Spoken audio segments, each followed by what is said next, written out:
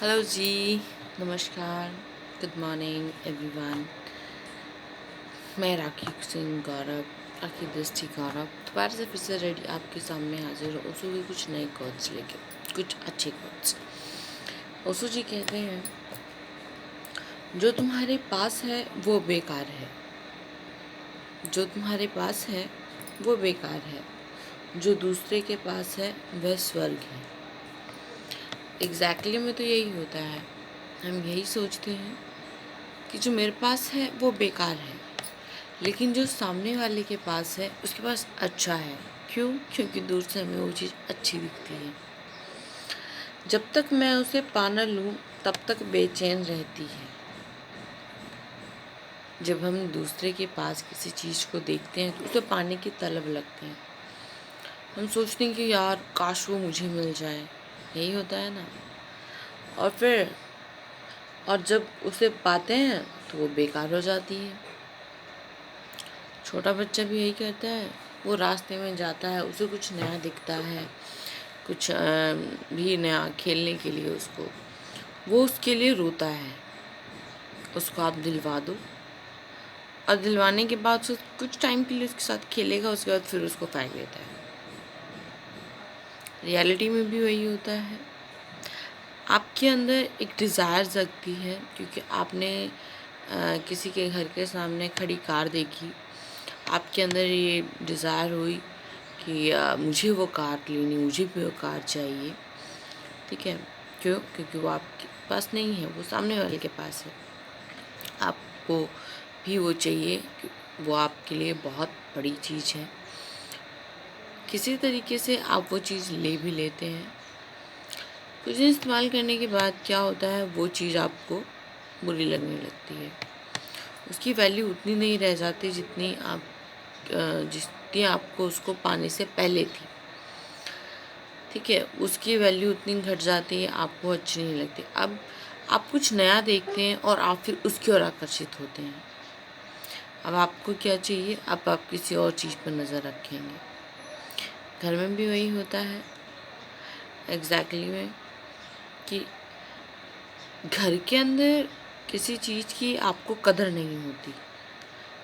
घर में पड़ी हुई चीज़ आपके लिए बेकार हो जाती है। लेकिन अगर घर में पड़ी हुई चीज़ तो बेकार हो जाती है आपके लिए, लेकिन वही चीज़ जब वो आपसे दूर होती है तो आप उसके लिए बेचैन भी होते हैं। उसकी कदर तब होती है जब वो हमारे पास होता नहीं है। और जब वो चीज़ हम पा लेते हैं तो उसकी कदर हम भूल जाते हैं। उसके बाद क्या होता है, अब जब आप उस चीज़ को पा लेते हैं तो उसकी कदर करना छोड़ के हम किसी और चीज़ के बारे में सोचने लगते हैं। मतलब क्या है, इच्छाएं कभी पूरी नहीं होती, इसलिए इंसान दुखी होता रहता है क्योंकि उसके डिज़ायर्स कम नहीं होती। सेटिस्फेक्शन ज़रूरी है लाइफ में, लेकिन इतना भी सेटिस्फाइड नहीं, क्योंकि अगर इच्छाएं भी ज़रूरी है लाइफ में। मैं ये नहीं कि हम ओशो जी ये नहीं कहते कि आप अपनी इच्छाओं को मार डालो। आप किसी के पास चीज़ देख रहे हैं तो आप क्या नकल मत करो, करो। इच्छाएं भी ज़रूरी है, क्योंकि अगर इच्छाएं नहीं होंगी तो आप अपने आप को एक तरीके से नकारा निकम्मा बना लेंगे, कुछ नहीं करेंगे, अरे जो है हम सेटिस्फाइड नहीं।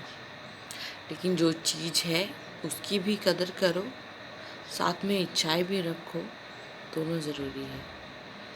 ऐसा नहीं होना चाहिए कि कि आप जो चीज़ आपने पाली उसकी कदर करना छोड़ के दूसरों के पीछे भागने लग गए। उसकी भी कदर कीजिए और किसी और चीज़ की भी। ठीक है, ये बात तो सच है कि दूसरे की थाली में घी ज़्यादा दिखता है, इट्स ट्रू। लेकिन कभी अपनी थाली को भी देखिए।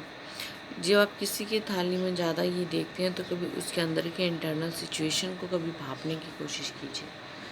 ऊपर से दिखने वाली चीज़, कहते हैं ना, ऊपर से दिखने वाली हर चीज़ सोना नहीं होती। इस तरीके से दूर से दिखने वाली हर चीज़ स्वर्ग नहीं होता। ठीक है, अपने घर में अपने पास जो होता है उसी से सेटिस्फाइड रहो। हैप्पी रहो, वही चीज़ बहुत खुशी देती है। कुछ पाने की इच्छाएं रखो, कि इच्छा रखोगे तभी कुछ पाओगे भी, लेकिन उसके लिए अपने पास जो है उसकी कदर मत करो। Thank you. आपको मेरा कुछ कैसा लगा ज़रूर बताइए, कमेंट कीजिए, मेरे चैनल को लाइक शेयर सब्सक्राइब कीजिए और वीडियो को जितना ज़्यादा से शेयर कीजिए। बस पॉजिटिव चीज़ें हैं, सबको पता होनी चाहिए। लाइफ में बहुत सारी प्रॉब्लम सॉल्व होती है। ठीक है, बाय बाय।